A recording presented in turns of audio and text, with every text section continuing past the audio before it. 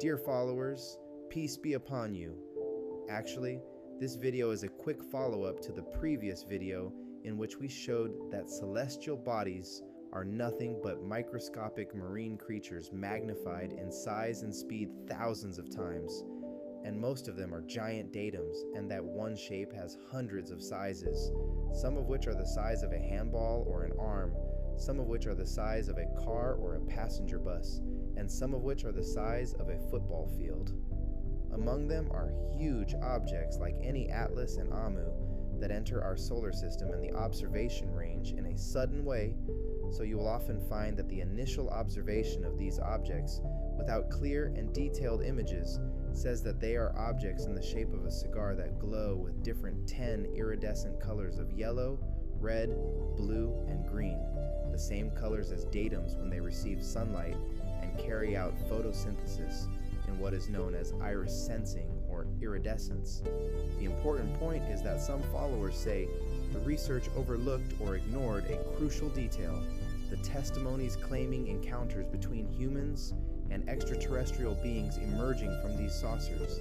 This implies they are metallic objects from other planets, not living organisms as the research suggests. In reality, this point wasn't overlooked.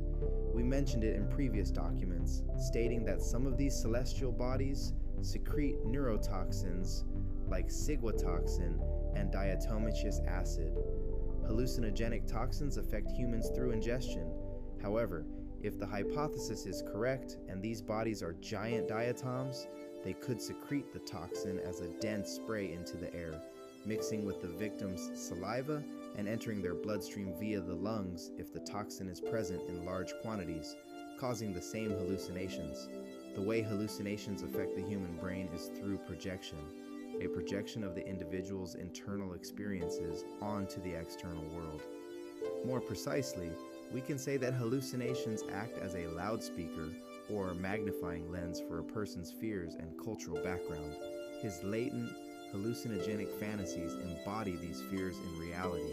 Neurotoxins remove the line between fantasy and reality, and the brain begins to use the raw materials found in its unconscious, such as movies it has seen, stories it has heard, old fears, or even mythical tales. Hallucinations draw from this reservoir in the subconscious mind and embody it in a tangible, real image before the person afflicted with the poison.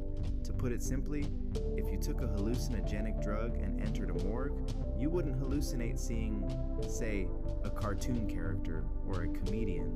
Your hallucination would be seeing the dead rising from the refrigerators. This is based on dozens of stories and horror movies that depict the same scene in your subconscious. We can easily apply the same example to sightings of celestial bodies.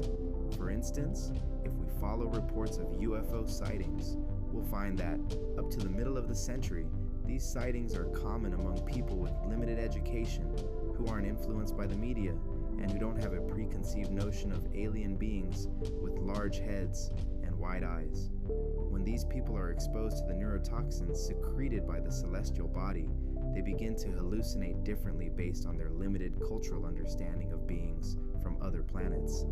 Some see them as ordinary humans like us, but wearing strange clothes. Others see them as robots, and still others see them in other different and fantastical forms, completely different from what we know, because he is hallucinating based on his subconscious mind that is dependent on his culture and environment came of. What confirms that these alien sightings are merely hallucinations is the contradiction in the witnesses' testimonies for the same incident, because each one of them is hallucinating with their own imagination. For example, in the most famous incident of alien encounters, the Barney and Betty Hill incident in 1961, each of them described the aliens completely differently from the other, even though it was the same incident.